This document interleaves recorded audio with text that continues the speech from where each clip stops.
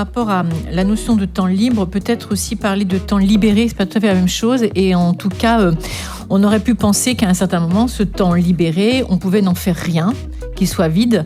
Mais en effet, je crois que notre société de consommation, moi je mettrais peut-être plutôt sur ce plan-là, elle marchandise de plus en plus ce temps. Et on est dans une société de loisirs où il faut absolument, alors que ce soit au niveau des enfants, que ce soit au niveau des jeunes, ou que ce soit même au niveau des adultes, il faut s'occuper, il faut avoir des loisirs, avoir des tâches qui amènent un bonheur immédiat, en tout cas qui sont susceptibles d'amener un bonheur immédiat.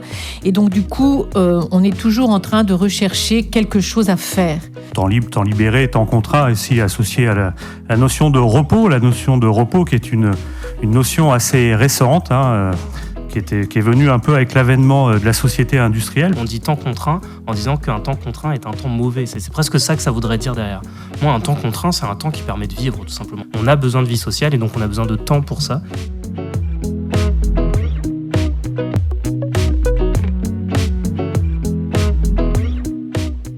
Il y a une contradiction là entre le régime d'historicité dans lequel nous vivons, du capitalisme cognitif, et le régime d'historicité auquel fait référence l'éducation populaire, qui est celui directement héritier des Lumières. Et donc il ne s'agit pas de définir le temps libre, mais d'organiser le temps pour pouvoir justement libérer du temps. Il faut pas oublier de rappeler que, par exemple, une grande partie des associations de jeunesse et d'éducation populaire reposent sur le bénévolat de personnes qui sont engagées dans des métiers à vocation éducative.